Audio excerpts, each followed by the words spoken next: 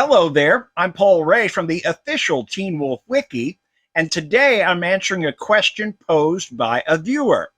Just how strong will our werewolves be heading into Teen Wolf the movie when it airs on Paramount Plus later this year?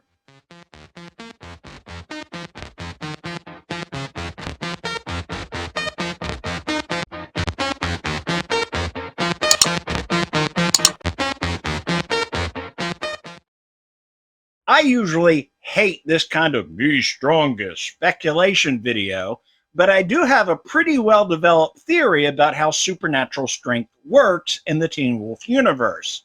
So this one is easy because I can just plug all the werewolves into that existing formula and see where they land.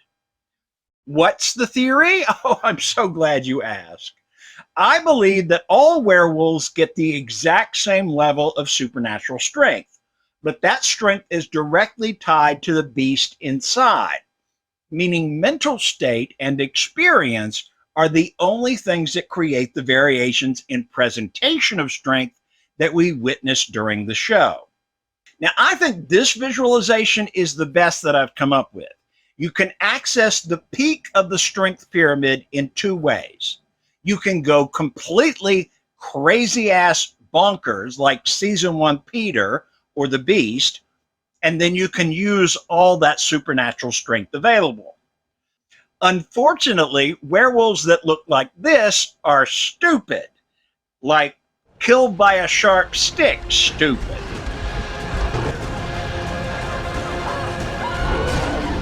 The other way to reach the peak is the way Talia, Laura, and Derek did it. You have to balance the human and beast parts of you in order to master your full abilities and then access all your strength without losing control. So these are the ones we saw at peak strength, and everybody else on the show was in some way, shape, or form still struggling to hold back the monster inside. We saw the struggle play out most dramatically with the young wolves, but even those with more experience and control, like Kincaid and Satomi, had not reached their full potential. Now, the Alpha Pack got some boost from the sparks they stole, but with that boost, I believe their struggle to maintain control became harder too. This is why I believe we didn't see all that much extra strength and why a bunch of novice werewolves were able to survive so many confrontations with them. I'm getting off track, sorry. The Pyramid of Werewolf Strength. Here's how it played out on the show. You had the younger characters struggling every day to stay in control or in desperate fear of losing control.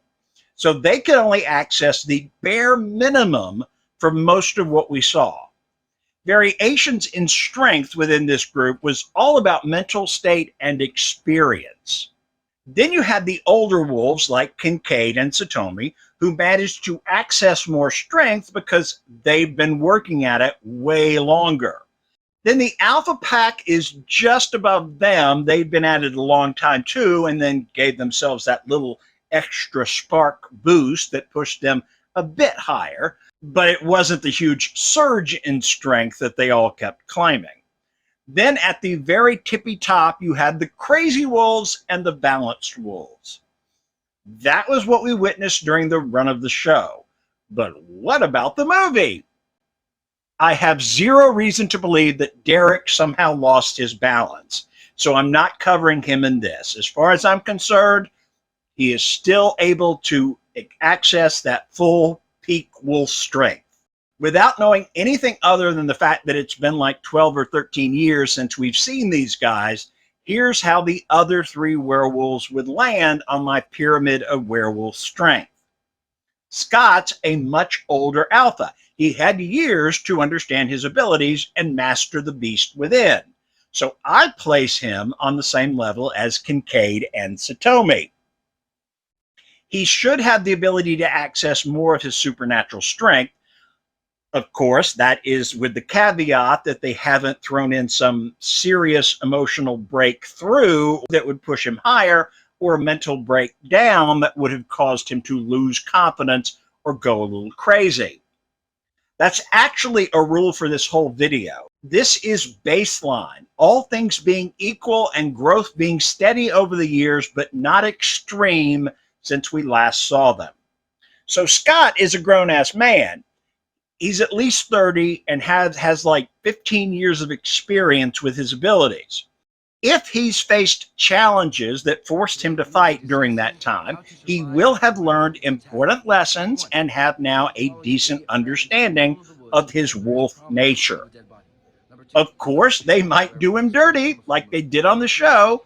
Every time he started to get stronger, they threw some curve at him. Like in season 3, he became alpha, and they immediately hobbled him with the irrational fear that he would go beast mode at the slightest provocation.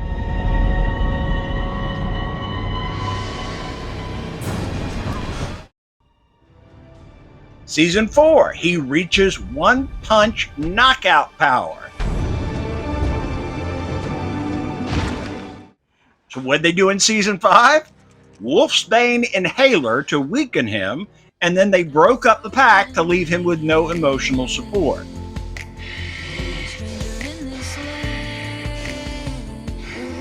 In season 6, they mostly gave him opponents in situations that brute strength really couldn't help with. Open your eyes. So we didn't see that much, but they did let him beat the Lowenmensch, so he big strong. So yeah, in the movie, I don't think Scott's a balanced peaker yet, because to me, that would be just super boring for a protagonist. And I also don't think he's gone all crazy wolf strong, because he is still our hero. If they don't F with him too much, I speculate that Scott will be Satomi level strong when we see him in the Paramount Plus movie. Next up is Liam, and y'all, I get like 10 messages a week from people saying Liam better be an alpha in the movie. I don't get that desire to change the character in such a fundamental way, but I believe some of it is that people just don't understand what all Liam would have to do in order to gain that status. First thing, true alpha is super rare, so Liam ain't gonna get there through the true alpha method. Just deal with that. Now, I personally don't want Liam to be a killer. I mean, it's possible, but I just wouldn't like it very much. The other way is to inherit the status, meaning Scott would be dead, which, as far as I know, Scott is not dead in the movie. All that boils down to my belief that Liam isn't an alpha. Again, I don't know. I'm just speculating here. And even if Liam is an alpha, it still wouldn't change my assessment of his strength level, because, again, all werewolves have the same potential strength regardless of their status. I mean, neither the Beast nor Derek are alphas when they reach peak strength. So Liam's around 30 years old when the movie starts. I'm also guessing that he's stuck with what worked for him in maintaining control. Liam, look at me. What 3 things cannot long be hidden? What 3 things? Fun. Lord. Truth. Now, if he's still going that Zen route, he's likely reached a higher level of strength as well. But he still has his anger issues to deal with.